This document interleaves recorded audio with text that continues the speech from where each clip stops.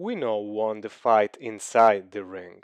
The question I wanted to answer now is who won outside the ring in terms of personality, dominance, and confidence. Let's answer that question with the post-fight press conference. We will look first at speech patterns. The idea is that when you're confident in your skin, you tend to speak more clearly and without many filler words. Here we go again. I don't know what to say. I know. Take him down. We had a cool training camp. You know, I didn't box for. Not exactly the most confident speaker in the world. Compare it to McGregor. With the Diaz 2 fight, I have this patch where I must overcome. I get a little wobbly, and I start but it's more fatigue and. And the winner is clear. Body gestures. The idea is that confident people tend to gesticulate more, and dominant people tend to move their arms further away from their body. Scared and unconfident people instead tend to keep their arm closer to their body, just in case some protection might be needed. You will notice that Mayweather tends to stay still. He doesn't move much, and most importantly, he keeps his arm hidden behind the lectern, which makes you think he feels a bit like he needs to defend himself.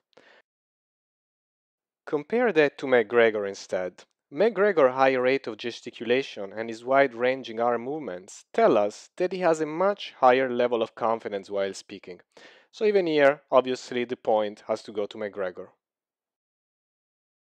Pacifying behavior. The idea behind pacifying behavior is that whenever we feel tense, we tend to self-soothe ourselves. We do that with hugging, caressing, or can simply be touching ourselves. They also tend to be a very good indicator of discomfort. Neither of the two does it too much. You will see McGregor taking a few sips from the glass, which in a bar could be a sign of nervousness, but here I think it was more promotional. You will see him also touch the button of his suit, which is a typical sign of self-hugging for suit wearers, but he only does it once when he takes the stage, which can be expected. Albeit still not in an exaggerated way, Mayweather self-soothes a little bit more, as you can see it here. So again, the point goes to McGregor for showing fewer signs of nervousness. Confidence. It's not that Mayweather is not confident. But imagine for a second you didn't know the result of the fight, and you looked at the following two videos. Who would you have guessed that won? So, you know, with coming straight ahead, I was going to take some contact. I could have sat back and just boxed and counterpunched and made it boring. I didn't want to do that. The check is all right. The check's not bad. Very good. But look, I'm going to try and I've already been raising the MMA check, so don't get it twisted. I'm still going to raise the MMA checks when I go back there. Not just the whole... Beyond the fact that it's a pleasure watching a person radiate so much joy, the way that McGregor jokes and laughs from the bottom of his heart, even in defeat, is a sign of iron inner confidence. Confidence point to McGregor. Dominance.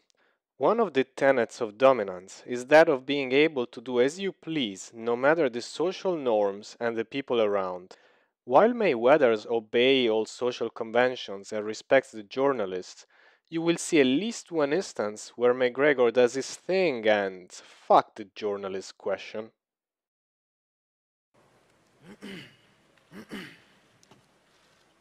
Conor, this was the longest fight of your career, your previous longest Oh, fight. that whiskey tastes so good.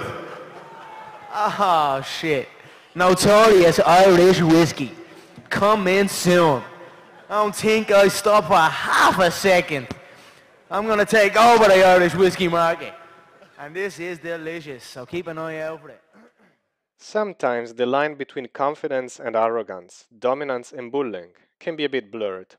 This wasn't the case though, and McGregor fully crossed it. Point to Mayweather here for being a much classier act. By the way, if you were the journalist, you could have even the scores in a socially savvy way by letting him finish and then replying, "I'm sure it is. Now back to the fight press conference." thus belittling a bit the publicity stunt and underlying how we went off a meaningless tangent. There are many ways to recognize who's the leader in a relationship. A few of them are to look at who's teaching to who is judging whom, and who is bestowing the credit and the honor. Let's look at who does it here. I thought I smoked them the early rounds. I thought I'd bust you up the early rounds, but I tell you what, you're one composed individual. You didn't get rattled. You tucked in when you needed to tuck in. I thought you switched up your game plan 3 times. You came out looking to box. I thought you were being outboxed early. Now Mayweather also complimented McGregor. The difference here is that while McGregor is all cool and confident, Mayweather looks like a schoolboy looking at his master. Slightly hunched posture, clasping hands, hands in front of his crotch. And leaning in, of course. And the fist bump request, with the friendly overture it represents, can also be a sign of submissiveness. So leadership point goes to McGregor. That's it, fellas. Thank you very much for watching. I will not tell you to subscribe, just do as you please, and I wish you the best.